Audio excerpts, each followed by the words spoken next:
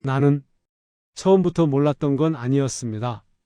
그 애가 어디서 자랐는지, 어떤 사정을 안고 살아왔는지 대충은 짐작하고 있었지요. 아들도 아무 말 없이 그 애를 데려왔고 나는 아무 말 없이 그걸 받아들이는 척했습니다. 묻지 않았고 굳이 캐묻지도 않았어요. 말을 꺼내는 순간 이미 내가 판단하는 사람이 될 것 같았거든요. 그래서 그냥 지켜보기로 했습니다.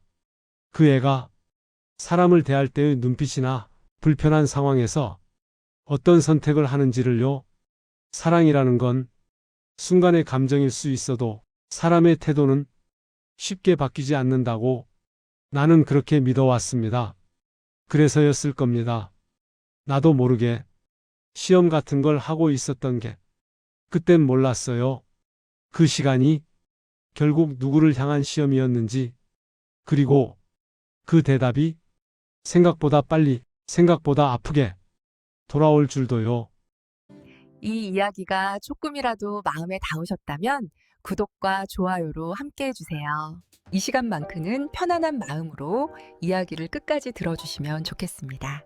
그럼 이제 이야기를 시작하겠습니다. 챕터 1 거부의 뿌리 2025년 5월 초 서울 서초구 송안의원 본원 3층 원장실은 고요했습니다. 70세의 송태준 원장은 커다란 통유리창 앞에 서 있었습니다. 창밖으로 펼쳐진 서초동 거리가 한눈에 들어왔죠. 조부 때부터 4대째 이어온 한의원이었습니다. 이제는 전국 15개 지점을 둔 큰 체인이 되었어요. 책상 위에는 아침 일찍 직원이 올려둔 진료 일지가 펼쳐져 있었습니다. 1분기 환자 수 12% 증가, 고객 만족도 95점. 모든 수치가 좋았습니다. 하지만 태준의 시선은 숫자가 아닌 어딘가를 향해 있었어요. 마음 한 구석이 텅 빈 것 같았습니다. 노크 소리가 들렸습니다. 들어오너라. 태준의 목소리는 낮고 무게감이 있었습니다. 문이 열리고 들어온 사람은 아들 송민재였죠. 38세의 민재는 아버지와 달리 온화한 인상을 가진 한의사였습니다. 흰색 진료복이 단정했어요. 하지만 오늘따라 그의 표정에는 각오가 서여 있었습니다. 아버지, 말씀드릴 게 있습니다. 태준은 의자를 돌려 아들을 마주했습니다. 결혼하고 싶은 사람이 생겼습니다. 순간 태준의 눈썹이 살짝 올라갔습니다. 놀란 건 아니었어요. 이미 예상했던 일이었으니까요. 민재도 38입니다. 당연한 일이었죠. 다만 이렇게 직접적으로 말할 줄은 몰랐습니다. 그래, 상대는 누구냐? 태준이 조용히 물었습니다. 차은혜라고 합니다.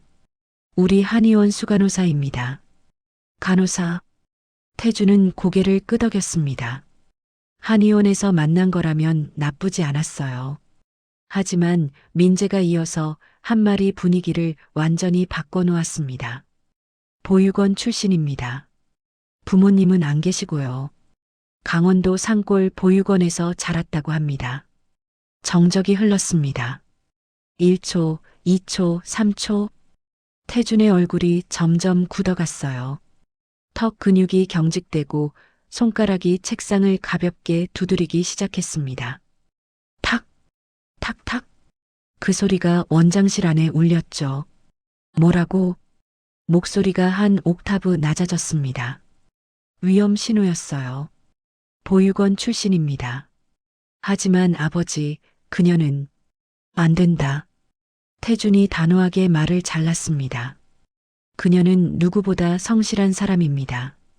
장학금 받아서 대학 졸업했고 환자들한테 그게 중요한 게 아니야. 태준이 벌떡 일어났습니다. 의자가 뒤로 밀리며 소리를 냈죠. 그의 얼굴이 붉게 달아올랐어요. 우리 송씨 가문이 어떤 집안인지 아느냐? 조부님 때부터 4대째 한의학을 이어온 명문가다. 부모도 배경도 없는 여자를 며느리로. 우리 집안에 체면이 있는데. 아버지, 시대가 변했습니다. 민재가 조심스럽게 말했습니다. 시대가 변해도 변하지 않는 게 있어. 가문의 명예, 체면, 그리고 혈통이란 게 있단 말이다. 태준의 목소리가 원장실을 가득 채웠습니다. 하지만 바로 그 순간 그의 머릿속에 한 장면이 스쳐 지나갔습니다. 47년 전 23이었던 자신의 모습이었죠. 비 내리는 거리, 작은 우산 하나를 함께 쓰고 걷던 여자, 가난했지만 누구보다 밝게 웃던 그녀, 영옥이었습니다. 태준아, 우리 평생 함께하자. 그때 영옥이 했던 말이 귀가에 울렸습니다. 하지만 조부였던 선대 원장은 절대 허락하지 않았어요. 송태준, 내가 그 계집애랑 결혼하는 날엔 내 손자가 아니다. 우리 송씨 가문에 어울리지 않는 여자야. 집안도 뿌리도 모르는데. 결국 태준은 영옥을 떠나보냈습니다. 그리고 한의사 집안 딸과 정략 결혼을 했죠. 하지만 그 결혼은 오래가지 못했어요. 서로 사랑 없이 한 결혼이라 3년 만에 이혼했습니다. 그 후로 태준은 혼자였어요. 오직 한의원과 아들만을 위해 살았습니다. 태준은 다시 현실로 돌아왔습니다. 민재가 여전히 똑바로 서서 자신을 바라보고 있었어요. 그 눈빛에는 사랑하는 여자를 지키겠다는 의지가 담겨 있었습니다. 마치 젊은 날 자신이 가지지 못했던 용기처럼요. 아버지, 민재가 입을 열었습니다. 저는 아버지처럼 살고 싶지 않습니다. 그 말이 비수처럼 가슴에 꽂혔습니다. 태준은 주먹을 꽉 쥐었어요. 손톱이 손바닥을 파고들 정도였습니다. 뭐라고? 아버지가 얼마나 외롭게 사시는지 다 알고 있습니다. 혼자 식사하시고, 혼자 책 읽으시고, 혼자 잠드시죠. 그게 행복하십니까? 태준의 눈가가 미세하게 떨렸습니다. 아들이 자신의 가장 아픈 곳을 건드렸어요. 하지만 그는 감정을 숨겼습니다. 평생 그래왔듯이 나가거라. 아버지, 나가라고 했다. 민재는 들고 온 사진 한 장을 책상 위에 조용히 놓았습니다. 그리고 돌아서서 걸어갔어요. 문이 닫히는 소리가 들렸습니다. 홀로 남은 태준은 다시 의자에 앉았습니다. 사진을 집어들었어요. 사진 속에는 간호사복을 입은 여성이 할머니 환자의 손을 잡고 환하게 웃고 있었습니다. 명찰에는 수간호사 차은혜라고 적혀 있었죠. 밝고 선한 인상이었습니다. 갑자기 가슴 한 구석이 답답해졌습니다. 태준은 넥타이를 느슨하게 풀었어요. 창밖을 다시 바라봤습니다. 저 멀리 우면산이 보였죠. 그 너머 어딘가에 아들이 사랑하는 여자가 있을 것입니다. 태준은 서랍을 열었습니다. 가장 안쪽 아무도 모르는 비밀칸에서 낡은 사진 한 장을 꺼냈어요. 빛바랜 흑백 사진 속에는 젊은 날의 자신과 영옥이 웃고 있었습니다. 그때는 행복했었죠. 가진 건 없었지만 서로가 있었으니까요. 영옥아. 태준이 나지막이 중얼거렸습니다. 사진 속 영옥의 얼굴을 손가락으로 어루만졌어요. 그녀는 여전히 22살의 모습으로 웃고 있었습니다. 미안해. 내가 너무 겁쟁이였어. 10년 전 영옥이 세상을 떠났다는 소식을 들었습니다. 결혼도 못하고 혼자 살다 갔다고 했어요. 그 소식을 듣고 태준은 사흘밤을 잠 못 이뤘습니다. 전화벨이 울렸습니다. 간호부장이었어요. 원장님, 오후 1시 회진 준비되었습니다. 알았네. 태준은 사진을 다시 서랍에 넣었습니다. 그리고 일어섰어요. 다시 완벽한 원장의 모습으로. 하지만 마음 한 구석에서는 작은 목소리가 울리고 있었습니다. 이번엔 실수하지 말자. 아들에게 내가 겪은 아픔을 물려주지 말자. 하지만 동시에 또 다른 목소리도 들렸어요. 하지만 정말 그 여자가 우리 집안에 어울리는 사람일까? 보육원 출신이라니. 부모도 없고 배경도 없고. 태준은 고개를 저었습니다. 아니, 이건 아들을 위한 일이에요. 가문의 명예를 지키는 것. 그게 진짜 사랑이라고 그는 스스로에게 말했습니다. 문을 열고 나가는 그의 뒷모습은 여전히 꿋꿋했습니다. 하지만 그림자는 왠지 외로워 보였어요. 마치 47년 전 사랑을 잃고 돌아서던 그날처럼 말입니다. 복도를 걸으며 태주는 결심했습니다. 그래, 내가 직접 만나봐야겠어. 그 여자가 정말 민재에게 어울리는 사람인지 내 눈으로 확인해야겠다. 하지만 그 결심 속에는 또 다른 감정도 숨어 있었습니다. 혹시나 하는 기대였죠. 만약, 정말 만약 그 여자가 영옥처럼 선한 사람이라면, 가난해도 따뜻한 마음을 가진 사람이라면, 태주는 다시 고개를 저었습니다. 아니야. 그런 사람은 이제 없어. 세상이 변했으니까. 하지만 정말 그럴까요? 태준의 마음속 깊은 곳에서는 알고 있었습니다.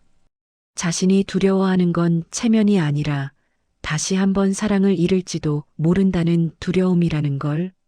그리고 이번엔 아들의 사랑까지 잃을지도 모른다는 두려움이라는 걸 말입니다. 챕터 2 첫 번째 시험 마이너스 생명. 일주일이 지났습니다. 태주는 여전히 아들과 말을 하지 않고 있었어요. 은혜의 사진은 서랍 깊숙이 넣어둔 채였죠. 하지만 마음은 계속 그곳을 맴돌고 있었습니다. 2025년 5월 12일 화요일 아침 5시. 태주는 평소보다 일찍 눈을 떴습니다. 창밖은 아직 어두웠어요. 침대에서 일어나 거실로 나갔습니다. 커피를 내려 마시며 생각했죠. 내가 직접 봐야겠어. 그 여자가 정말 진심인지. 태주는 드레스룸으로 향했습니다. 평소엔 들어가지도 않는 구석진 옷장을 열었어요. 그 안에는 오래된 옷들이 걸려 있었습니다. 40년 전 한의원을 처음 시작할 때 약초를 캐러 다니며 입었던 옷들이었죠. 낡은 작업복 하나를 꺼냈습니다. 군데군데 실밥이 터져 있었고 지퍼는 반쯤 고장 나 있었어요. 소매 끝은 닳아서 보풀이 일어나 있었습니다.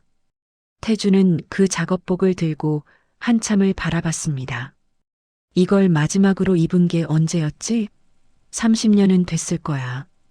그 옆에 있던 낡은 면바지도 꺼냈습니다. 무릎 부분이 하얗게 발에 있었어요. 그리고 신발장 맨 아래에서 해진 운동화 한 켤레를 찾아냈습니다. 태주는 평소 입던 고급 한복을 벗었습니다. 손목에 차고 있던 명품 시계도 풀어서 서랍에 넣었어요. 그리고 천천히 낡은 옷들을 입기 시작했습니다. 작업복을 입으니 퀴퀴한 냄새가 났습니다. 오래 보관해둔 옷 특유의 냄새였죠. 거울 앞에 섰습니다. 거울 속에는 낯선 사람이 서 있었어요. 아니, 정확히는 30년 전의 자신이었습니다. 아직 원장이 되기 전 그저 가난한 한의사였던 송태준의 모습이었죠. 이상하네. 이게 진짜 나였는데 지금은 이렇게 낯설다니. 태준은 쓴웃음을 지었어요. 오전 9시 송한 의원 본원 대기실. 변장한 태준이 구석 의자에 앉아 있었습니다. 주변을 둘러봤어요. 환자들이 번호표를 들고 앉아 있었고 직원들이 분주하게 움직이고 있었습니다. 76번 환자분, 이번 진료실로 들어오세요. 안내 방송이 들렸습니다. 태주는 천천히 대기실을 살폈습니다. 저 멀리 간호사들이 보였어요. 그중 한 명이 차은혜였죠. 오늘도 단정한 모습으로 환자들을 안내하고 있었습니다. 밝은 미소를 지으며 친절하게 설명하는 모습이 인상적이었어요. 바로 그때였습니다. 옆 의자에 앉아있던 할머니 환자가 갑자기 어이구하며 몸을 기울였습니다. 얼굴이 하얗게 질려 있었어요. 어지러워. 어지럽다. 할머니가 약하게 중얼거렸습니다. 그리고 그대로 의자에서 미끄러지듯 바닥으로 쓰러졌어요. 아! 주변 사람들이 놀라서 소리쳤습니다. 직원들이 당황한 표정으로 뛰어왔어요. 하지만 누구 하나 선뜻 나서는 사람이 없었습니다. 서로 눈치만 보고 있었죠. 바로 그 순간 한 간호사가 달려왔습니다. 차은혜였습니다. 그녀는 망설임 없이 할머니 곁에 무릎을 꿇었어요. 할머니, 괜찮으세요? 지금 의식은 있으세요? 은혜는 재빨리 할머니의 맥박을 확인했습니다. 그리고 주변을 둘러보며 큰 소리로 지시했어요. 최 간호사님, 혈압계 가져오세요. 박 선생님은 산소 포화도 측정기요. 이 원장님께 급히 연락드리고요. 그녀의 목소리는 침착하면서도 단호했습니다. 주저하던 직원들이 비로소 움직이기 시작했어요. 하나 둘씩 각자의 역할을 찾아 뛰어다녔습니다. 은혜는 할머니의 옷깃을 느슨하게 풀어주었습니다. 그리고 자신의 손수건으로 할머니 이마에 맺힌 땀을 닦아주었어요. 떨고 있는 할머니의 손을 두 손으로 감싸 따뜻하게 해주었습니다. 할머니, 제 목소리 들리세요? 조금만 참으세요. 곧 원장님 오실 거예요. 은혜의 목소리는 부드럽고 안정적이었습니다. 그때 원무과장 윤석호가 다가왔습니다. 얼굴이 불그락푸르락하며 화가 나 있었어요. 차 간호사, 지금 뭐 하는 거야? 진료실 비우고. 과장님, 지금 응급 상황입니다. 은혜가 차분하게 대답했습니다. 예약 환자들이 기다리고 있다고. 당장 진료실로 들어가. 죄송합니다, 과장님. 하지만 은혜가 윤석호를 올려다보며 조용히 하지만 또렷하게 말했습니다. 지금은 예약 스케줄이 아니라 생명입니다. 그 말을 듣는 순간 태준의 가슴이 쿵 하고 내려앉았습니다. 머릿속에 갑자기 한 장면이 떠올랐어요. 47년 전 23세 여름, 비가 억수같이 쏟아지던 날이었습니다. 태준은 영옥과 함께 시장을 걷고 있었어요. 그때 길가에 쓰러진 할머니를 본 영옥이 우산도 던져버리고 달려갔습니다. 빗물에 온몸이 젖는 것도 아랑곳하지 않고 할머니를 부축했죠. 태준이 체면 없다고 말렸을 때 영옥이 똑같은 말을 했었습니다. 지금은 체면이 아니라 생명이에요, 태준 씨. 그때의 영옥과 지금의 은혜가 겹쳐 보였습니다. 똑같은 눈빛, 똑같은 따뜻함, 똑같은 용기.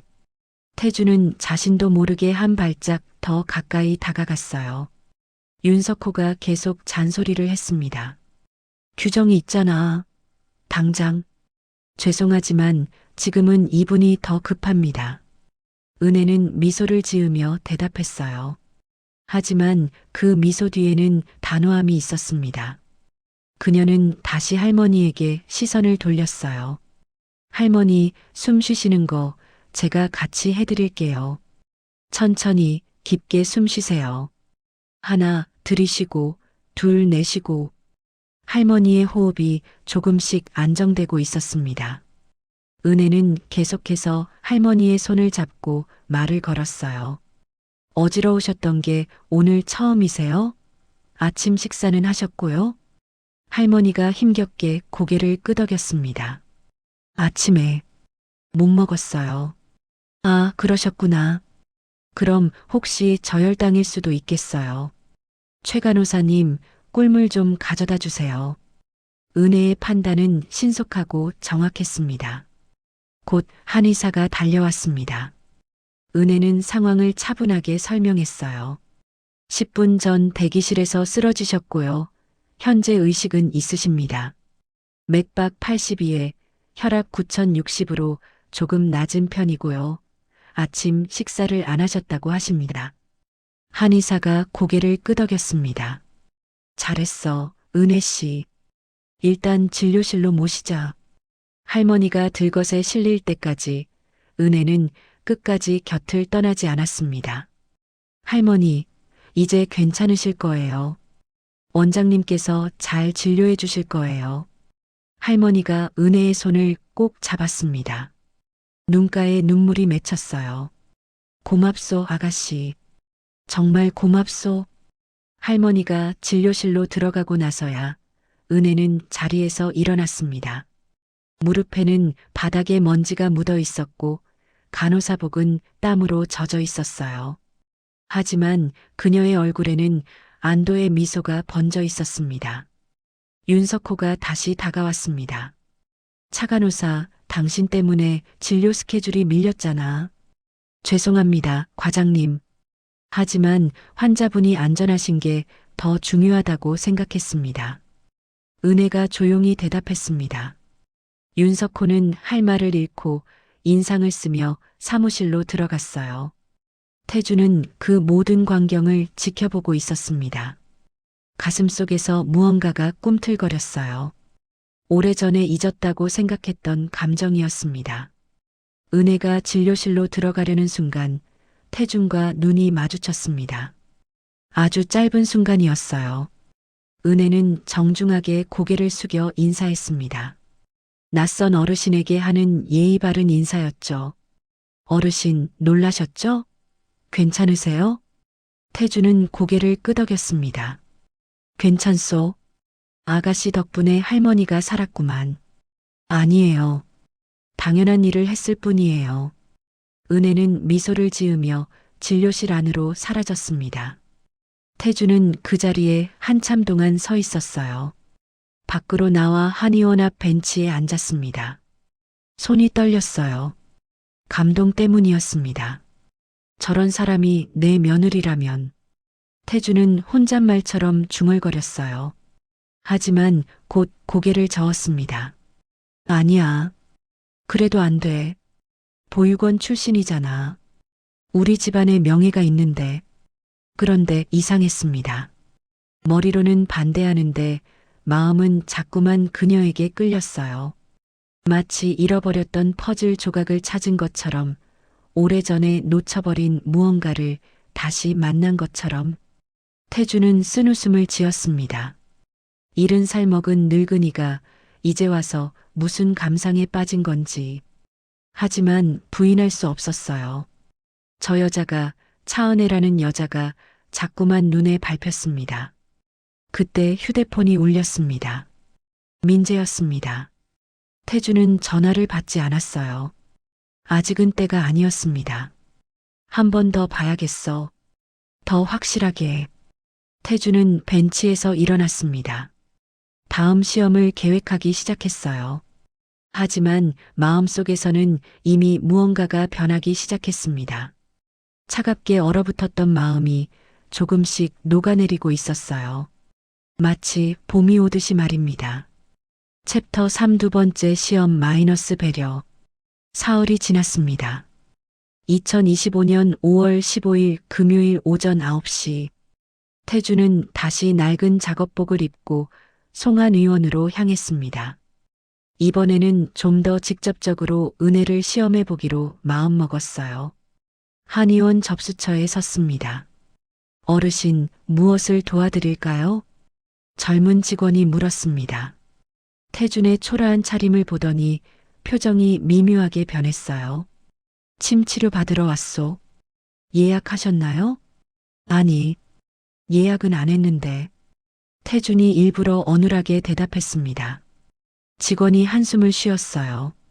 어르신, 예약 안 하시면 오래 기다리셔야 해요. 2시간은 걸릴 거예요. 그래도 괜찮소? 기다리겠소. 직원은 번호표를 내밀었습니다.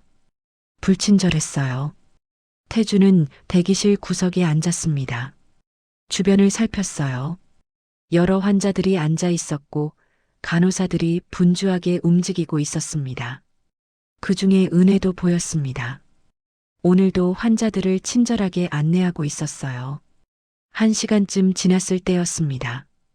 82번 환자분, 침 치료실로 들어오세요. 은혜의 목소리가 들렸습니다. 태주는 천천히 일어났어요. 일부러 구부정한 자세로 걸어갔습니다. 침 치료실 문을 열고 들어갔습니다. 은혜가 환자복을 준비하고 있었어요. 고개를 들어 태준을 봤습니다. 어서 오세요, 어르신. 은혜의 목소리는 부드러웠습니다. 초라한 차림의 노인을 보고도 표정 하나 변하지 않았어요. 오히려 더 따뜻하게 대하는 것 같았습니다. 지난번에 대기실에서 뵀던 분이시죠? 그때 할머니 환자분 도와주시려고 하셨었죠. 은혜가 태준을 기억하고 있었습니다. 태준은 놀랐어요. 수많은 환자를 보는데 대기실에서 잠깐 본 사람까지 기억하다니. 그랬소. 아가씨 덕분에 할머니가 괜찮아지셨지. 다행이었어요. 그런데 오늘은 어디가 불편하세요?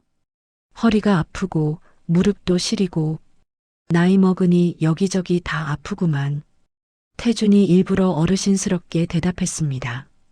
그러셨군요. 먼저 간단히 진맥을 해볼게요. 손목 좀 빌려주세요. 은혜가 태준의 맥을 짚었습니다. 집중해서 맥을 보는 모습이 진지했어요. 맥이 조금 약하시네요. 그리고 혹시 요즘 잠을 잘 못 주무세요? 태준은 속으로 놀랐습니다. 맞았어요. 요즘 밤마다 잠을 설쳤습니다. 어떻게 알았소? 맥에서 느껴져요. 심장 쪽 맥이 불안정하시거든요. 걱정거리가 있으신 것 같아요. 은혜의 진맥 실력이 생각보다 뛰어났습니다. 잠깐만요, 어르신. 은혜가 서랍을 열었습니다. 그리고 작은 수첩을 꺼냈어요. 이거 드릴게요. 제가 직접 만든 건강 수첩이에요. 수첩을 펼쳐보니 큰 글씨로 여러 내용이 적혀 있었습니다. 어르신을 위한 쉬운 건강 가이드, 불면증에 좋은 혈자리 100회, 신문, 족삼리, 허리 통증에 좋은 스트레칭, 무릎 건강을 위한 지압법, 모두 그림과 함께 자세히 설명되어 있었어요. 직접 손으로 그린 그림이었습니다. 이거 직접 만드신 거요? 네. 어르신들이 집에서도 스스로 관리하실 수 있게 만들었어요. 병원에만 의존하시는 것보다 스스로 건강을 돌보시는 게 더 중요하거든요. 태준은 감동받았습니다. 환자를 단순히 치료만 하는 게 아니라 스스로 건강해질 수 있도록 돕는 마음. 이게 진짜 의료인의 자세였어요. 고맙소, 아가씨. 천만에요. 자, 이제 침 놓을게요. 조금 따끔할 수 있어요. 은혜가 침을 준비했습니다. 그때 원무과장 윤석호가 문을 열고 들어왔어요. 차간호사, 지금 VIP 환자 오셨는데 왜 여기 있어? 죄송합니다, 과장님. 지금 환자분 치료 중이라서요. VIP가 더 급하잖아. 당장 나와. 윤석호의 목소리가 커졌습니다. 은혜의 얼굴이 조금 굳어졌어요. 하지만 침착하게 대답했습니다. 과장님, VIP 환자분은 최 간호사님께서 모시고 계실 거예요. 저는 이 어르신 치료 끝내고 바로 가겠습니다. 지금 당장이라고. 윤석호가 소리쳤습니다. 그 순간 은혜가 태준을 돌아보며 조용히 말했어요. 어르신, 죄송합니다. 제가 조금만 다녀올게요. 혹시 불편하시면 언제든 벨 눌러주세요. 그리고 윤석호를 향해 고개를 숙였습니다. 과장님, 어르신께 침 다 놓고 5분 안에 가겠습니다. 환자분을 치료 중에 두고 갈 수는 없어요. 뭐? 환자 안전이 우선입니다. 은혜의 목소리는 작았지만 단호했습니다. 윤석호는 할 말을 잃고 문을 쾅 닫고 나갔어요.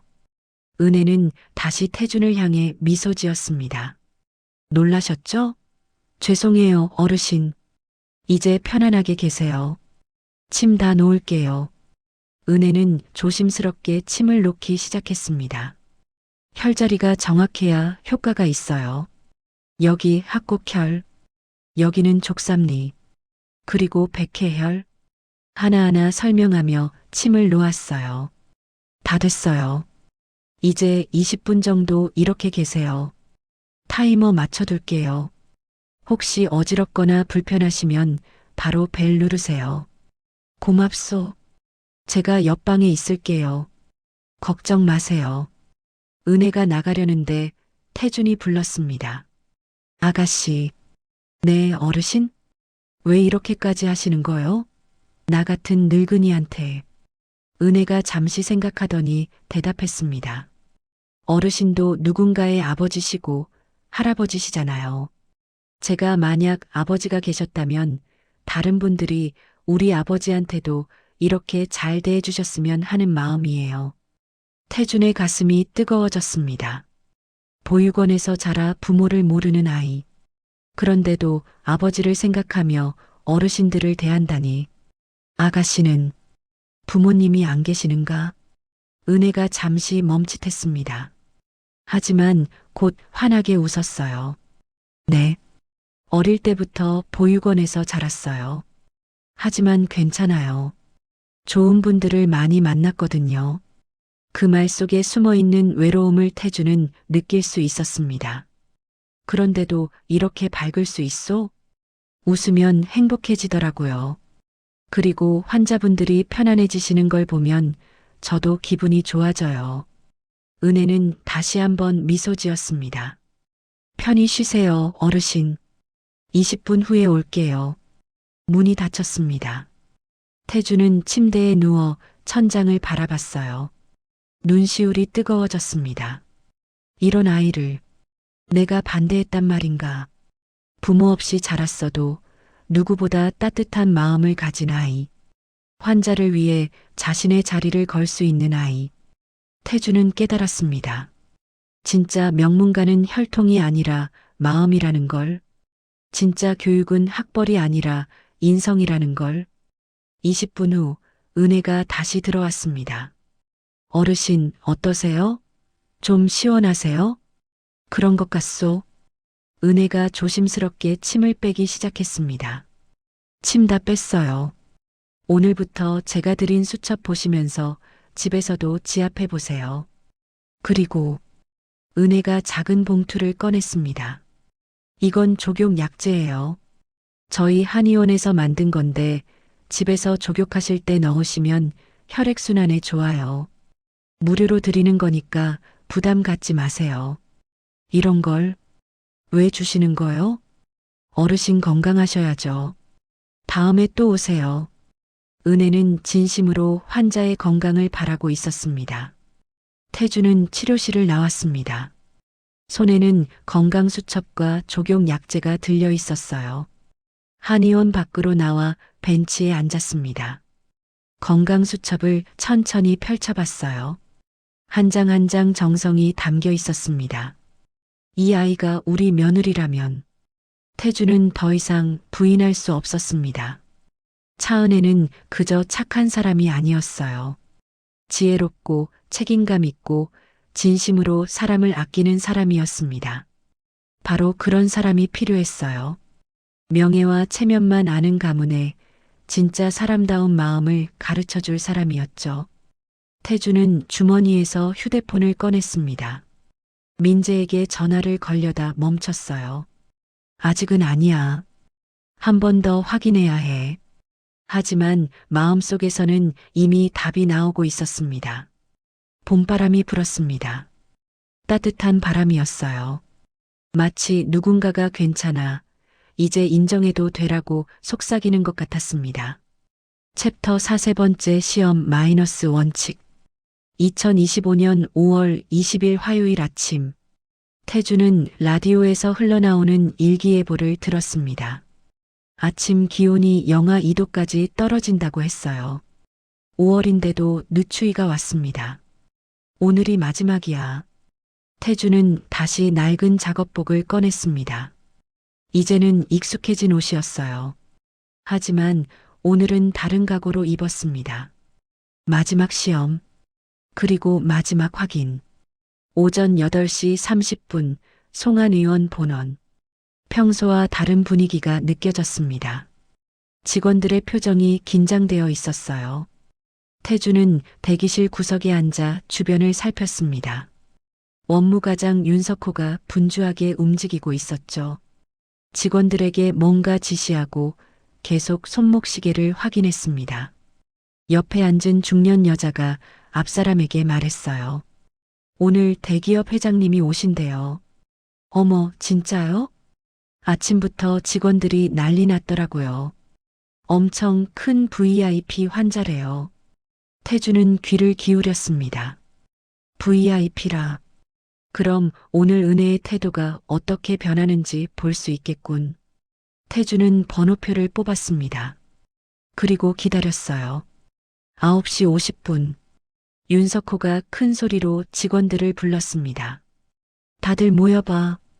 직원 4명이 모였어요. 은혜도 그중 한 명이었습니다. 태주는 그들의 대화를 들을 수 있는 위치로 조용히 자리를 옮겼어요. 오늘 10시에 대림그룹 이사장님 오신다. 우리 한의원 최대 VIP야.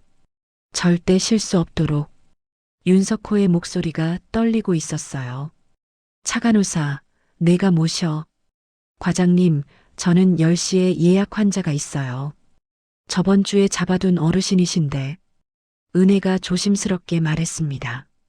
취소해. VIP가 더 중요하잖아. 윤석호가 날카롭게 대답했습니다. 은혜의 표정이 굳어졌어요. 하지만 그 어르신도 소중한 환자분이십니다. 차간호사. 윤석호의 목소리가 커졌습니다. 은혜는 더 이상 말하지 않았어요. 하지만 태주는 그녀의 눈빛에서 불편한 감정을 읽었습니다. 직원들이 흩어졌습니다. 은혜가 자기 자리로 돌아왔어요. 환자 접수 데스크에 앉아 잠시 한숨을 쉬었습니다. 아주 작은 한숨이었지만 태준의 눈에는 다 보였죠. 10시가 되었습니다. 한의원 입구에서 웅성거리는 소리가 들렸습니다. 고급 한복을 입은 남자가 들어오고 있었어요. 비서로 보이는 사람 둘이 양옆을 따르고 있었죠. 분위기 자체가 달랐습니다. 윤석호가 황급히 달려가 허리를 굽혔어요. 이사장님, 어서 오십시오. 목소리가 한 옥타브 높아졌습니다. 평소와는 완전히 다른 태도였죠. 이쪽으로 모시겠습니다. VIP 진료실 준비했습니다. 윤석호가 안내했습니다. 그리고는 로비를 둘러보다가 은혜를 발견했어요. 차간호사, 지금 뭐해? 은혜가 고개를 들었습니다. 데스크에서 환자 자료를 정리하고 있었어요. 예약 환자분 준비하고 있습니다. 그거 나중에 하고 지금 당장 VIP 진료실로 와. 윤석호가 큰 소리로 명령했습니다. 로비에 있던 사람들이 모두 쳐다봤어요. 은혜의 얼굴이 순간 붉어졌습니다. 하지만 침착하게 자리에서 일어났습니다. 윤석호에게 걸어갔어요. 과장님, 은혜의 목소리는 낮았지만 또렷했습니다. 지금 대기 중인 환자분이 먼저입니다. 순간 로비가 조용해졌습니다. 모두가 숨을 죽이고 지켜봤어요. 윤석호의 얼굴이 새빨개졌습니다. 뭐, 지금 나한테 말대꾸하는 거야? 말대꾸가 아닙니다. 원칙을 말씀드리는 거예요. 은혜는 한 발짝도 물러서지 않았습니다. 태주는 가슴이 두근거렸어요. 저 작고 여린 여자가 지금 거대한 압력 앞에서 꿋꿋이 서 있었습니다. 원칙? 원칙이 대기업 이사장님보다 중요해? 윤석호가 비웃듯 말했습니다. 그 말에 은혜의 눈빛이 더 단단해졌어요. 이사장님도 소중하지만 지금 대기실에서 기다리고 계신 모든 분들도 똑같이 소중한 환자분들입니다. 은혜가 로비를 가리켰습니다. 사람들이 앉아서 번호표를 쥐고 있었어요. 학생도 있었고, 주부도 있었고, 노인도 있었습니다. 모두 자기 일로 바빠서 한의원을 찾아온 사람들이었죠. 제가 지금 예약하신 어르신을 두고 가는 건 그분께 실례입니다. 그리고 지금 대기하시는 모든 분들께도 실례고요. 은혜의 목소리가 조금 떨렸습니다. 하지만 말을 멈추지 않았어요. VIP 진료는 최 간호사님이 더 전문이십니다. 최 간호사님께서 모시는 게 더 좋을 것 같아요. 윤석호는 입을 벌린 채 말이 없었습니다. 믿을 수 없다는 표정이었죠. VIP 환자로 보이는 남자도 이 광경을 지켜보고 있었습니다. 그는 오히려 흥미로운 듯 미소를 짓고 있었어요. 차관호사, 지금 내 말 안 들으면 어떻게 되는지 알지? 윤석호가 위협하듯 말했습니다. 제가 책임지겠습니다. 은혜가 지점장의 말을 끊었습니다. 그리고는 VIP 환자를 향해 깊게 허리를 숙였어요. 이사장님, 정말 죄송합니다. 하지만 저는 지금 제 환자분과의 약속을 먼저 지키겠습니다. 그리고 은혜는 돌아섰습니다. 데스크로 다시 걸어갔어요. 그녀의 뒷모습은 떨리고 있었지만 발걸음만큼은 흔들리지 않았습니다. 태주는 그 모습을 보며 눈시울이 뜨거워졌습니다. 저 아이가 얼마나 큰 용기를 내고 있는지. 은혜가 다시 데스크에 앉았습니다. 손을 가지런히 모으고 환자 명단을 확인했어요. 눈가에 눈물이 살짝 맺혀 있었지만 여전히 미소를 짓고 있었습니다. 윤석호는 할 말을 잃고 VIP 진료실로 들어갔어요. 최 간호사가 VIP 환자를 안내했습니다. 로비는 잠시 조용했다가 곧 일상으로 돌아갔습니다. 태주는 번호표를 확인했어요. 자신의 차례가 다가오고 있었습니다. 87번 환자분, 1번 진료실로 들어오세요. 은혜의 목소리가 들렸습니다. 태주는 천천히 일어났어요. 진료실로 걸어갔습니다. 은혜가 문을 열고 서 있었어요. 어서 오세요, 어르신. 여전히 밝은 미소였습니다. 방금 전 일이 없었던 것처럼요. 태주는 말없이 들어갔습니다. 진료를 받는 내내 은혜는 변함없이 친절했어요. 오늘은 어떠세요? 지난번 드린 족욕 약재 써보셨어요? 그랬소. 좋더군. 다행이에요. 오늘은 허리 쪽 침 놓아드릴게요. 은혜는 정성껏 치료했습니다. 치료가 끝나고 태준이 일어설 때였어요. 아가씨. 네, 어르신? 괜찮겠소?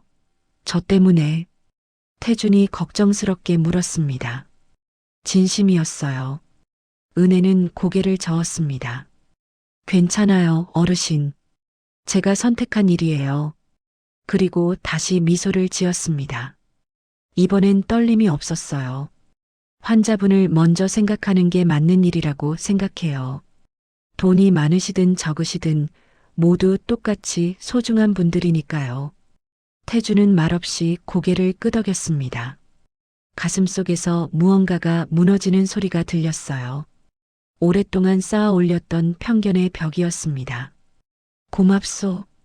태준이 진심을 담아 인사했습니다. 천만에요. 추운데 조심해서 가세요. 한의원을 나선 태준은 차가운 바람을 맞았습니다. 하지만 이상하게 춥지 않았어요. 가슴속이 뜨겁게 타오르고 있었으니까요. 벤치에 앉아 생각했습니다. 돈보다 원칙을 택하는 사람. 이건 쉽지 않은 일이었어요. 평생 돈과 명예를 최고의 가치로 여기며 살아온 태준이었습니다. 하지만 은혜는 달랐어요. 그녀는 사람을 먼저 세웠습니다. 원칙을 먼저 세웠어요. 주머니에서 휴대폰을 꺼냈습니다. 이제는 때가 됐어요. 민재에게 전화를 걸었습니다. 아버지, 놀란 목소리였습니다. 민재야. 태준의 목소리가 떨렸습니다. 상견례를 하자. 내가 그 아이를 만나보고 싶구나. 전화 너머로 민재의 목이 매는 소리가 들렸습니다. 정말이세요, 아버지? 그래. 이번 주말에 자리를 마련해라. 전화를 끊고 태주는 다시 한의원을 바라봤습니다. 유리창 너머로 은혜가 보였어요. 다음 환자를 맞이하고 있었습니다. 여전히 밝게 웃으며요. 태주는 미소 지었습니다. 따뜻한 미소였어요. 오래간만에 짓는 진심 어린 미소였죠. 봄바람이 불었습니다. 이제 정말로 봄이 오고 있었어요. 태준의 마음에도 이 가족에게도 말입니다. 챕터 5 진실과 화해. 2025년 5월 25일 토요일 오후 6시 서울 서초구 양재동의 한정식 레스토랑. 송민재는 프라이빗룸 앞에서 차은혜의 손을 꼭 잡았습니다. 괜찮아요. 아버지는 좋은 분이에요. 민재의 목소리는 차분했지만 손바닥에서 땀이 느껴졌어요. 그도 긴장하고 있었습니다. 은혜는 깊게 숨을 들이쉬었습니다. 단정한 베이지색 한복을 입고 있었어요. 머리는 곱게 올려 묶었고 화장도 자연스럽게 했습니다. 최대한 좋은 인상을 주고 싶었죠. 민재가 문을 열었습니다. 부드러운 조명이 비치는 방이 보였어요. 넓은 한옥 테이블 하나가 놓여 있었고 그 뒤쪽에 한 남자가 서 있었습니다. 창문을 바라보고 서 있던 그 남자가 천천히 돌아섰어요. 네이비 한복을 입은 70대 남자. 꼿꼿한 자세, 날카로운 눈빛. 하지만 은혜는 그 얼굴을 알아봤습니다. 아, 은혜의 입에서 작은 소리가 새어나왔어요. 숨이 멎는 것 같았습니다. 믿을 수 없었어요. 저 어르신. 은혜가 떨리는 목소리로 말했습니다. 태주는 조용히 미소를 지었어요. 처음 보는 따뜻한 미소였습니다.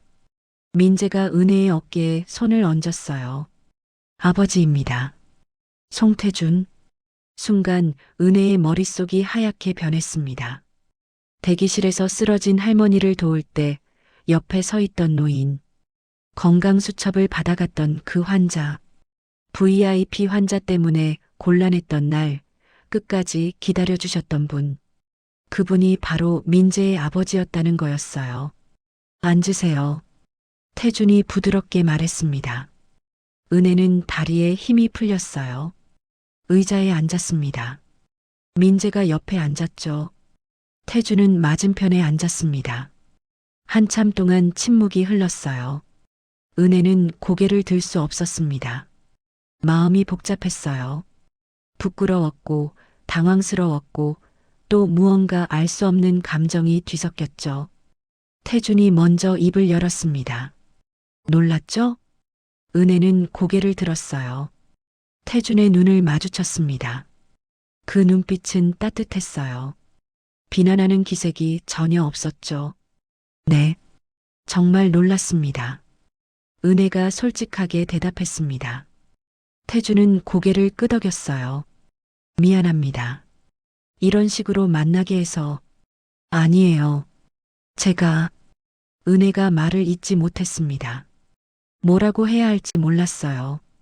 태준은 테이블 위에서 무언가를 꺼냈습니다. 작은 수첩이었어요. 어르신을 위한 쉬운 건강 가이드. 은혜가 직접 만들어서 환자들에게 나눠주던 바로 그 수첩이었습니다. 태준이 그걸 가지고 있었던 거예요. 이거 기억하시죠?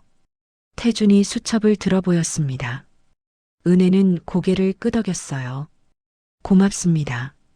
정말 도움이 많이 됐어요. 태준의 목소리가 낮아졌습니다. 진심이 담겨 있었어요. 나는 평생 사람을 겉모습으로 판단했습니다. 태준이 말을 이었어요. 돈이 있는지, 집안이 어떤지, 가문이 좋은지. 그게 전부라고 생각했어요. 태준은 잠시 말을 멈췄습니다. 창밖을 바라봤어요. 우면산의 야경이 펼쳐져 있었습니다. 불빛들이 아름다웠죠. 그런데 당신을 보면서 깨달았습니다. 내가 얼마나 잘못 살아왔는지. 태준이 다시 은혜를 바라봤습니다. 눈가가 촉촉해져 있었어요. 당신은 쓰러진 할머니를 보고 망설이지 않았어요. 지금은 예약이 아니라 생명이다라고 말했죠. 은혜의 눈에도 눈물이 맺히기 시작했습니다. 어눌하게 구는 노인을 보고 귀찮아하지 않았어요. 오히려 더 쉽게 할 수 있도록 수첩을 만들고 조경 약재까지 챙겨주었죠. 그게 얼마나 큰 배려인지 아십니까? 태준의 목소리가 떨렸습니다. 그리고 VIP 환자가 온다고 해도 지금 대기 중인 환자를 먼저 생각했어요. 원칙을 지켰습니다. 돈보다 사람을 먼저 세웠어요. 태주는 수첩을 다시 내려놨습니다. 손이 떨리고 있었어요. 나는 체면으로 사람을 가르치려 했습니다. 하지만 당신은 사람으로 나를 가르쳤어요. 은혜의 눈에서 눈물이 흘러내렸습니다. 참을 수 없었어요. 민재가 은혜의 손을 잡아주었습니다. 3번을 받습니다. 태준이 계속 말했어요. 3번 모두 당신은 똑같았어요. 초라한 노인 앞에서도, 화난 원무과장 앞에서도, 어떤 상황에서도 당신은 변하지 않았습니다. 태주는 자리에서 일어났습니다. 그리고 천천히 은혜에게 걸어왔어요. 무릎을 꿇었습니다. 원장님, 은혜가 깜짝 놀라 소리쳤어요. 용서해 주세요. 태준의 목소리가 떨렸습니다. 당신을 의심했던 것, 보육원 출신이라고 무시했던 것, 배경이 없다고 깔봤던 것, 모두 제 잘못입니다. 태준의 눈에 눈물이 맺혔습니다. 70년을 살아온 남자의 눈물이었어요. 당신은 돈보다 환자를 먼저 생각하는 사람입니다. 권력보다 원칙을 먼저 세우는 사람이에요. 그리고 무엇보다 진심으로 사람을 아끼는 사람입니다. 은혜는 울고 있었습니다. 소리 없이. 하지만 눈물이 멈추지 않았어요. 민재도 눈가가 붉어졌습니다. 47년 전 나는 사랑하는 여자를 잃었습니다. 태준이 말했어요. 가문의 반대 때문이었죠. 체면과 명예 때문에 진심을 저버렸습니다. 그리고 평생 후회하며 살았어요. 태준은 민재를 바라봤습니다. 이번엔 아들만큼은 행복하게 해주고 싶었습니다. 하지만 똑같은 실수를 하려고 했죠. 다시 은혜를 봤어요.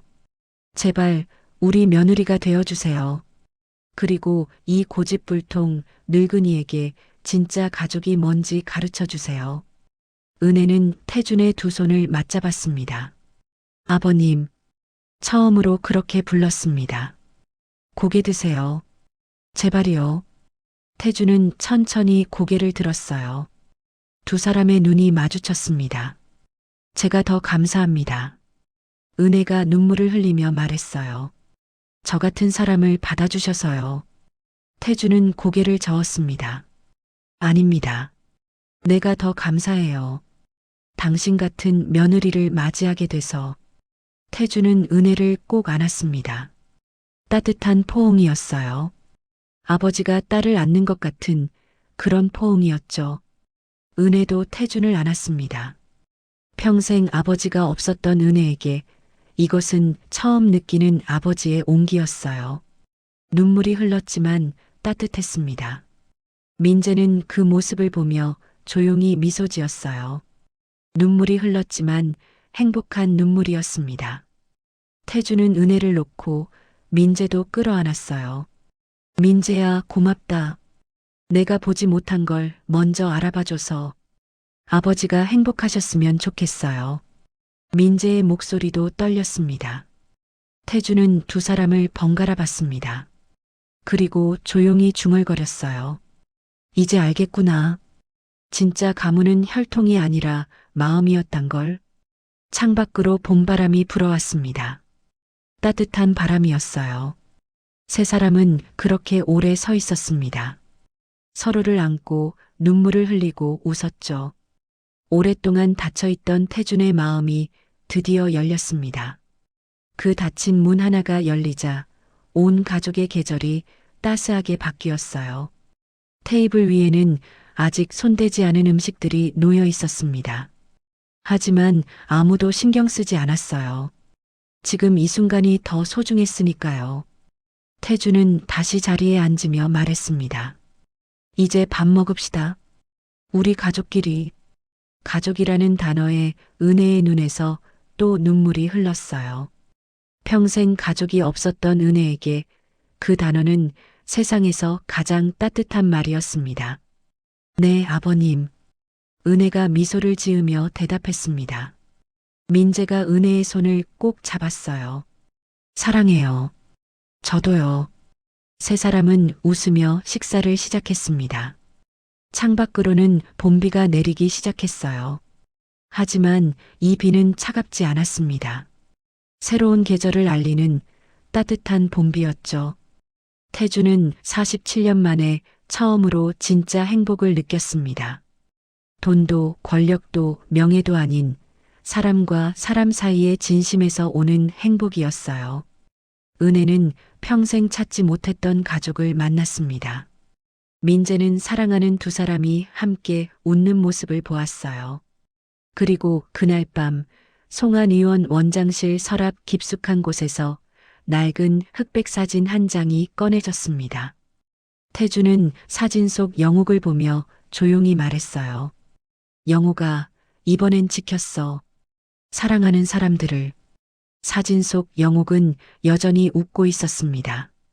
마치 잘했어요라고 말하는 것처럼요. 태주는 사진을 가슴에 안았습니다. 그리고 창밖을 바라봤어요. 우면산 너머로 새벽이 밝아오고 있었습니다. 긴 겨울이 지나고 드디어 봄이 온 거였죠. 송태준의 마음에도 차은혜의 인생에도 그리고 이 가족 모두에게도 말입니다.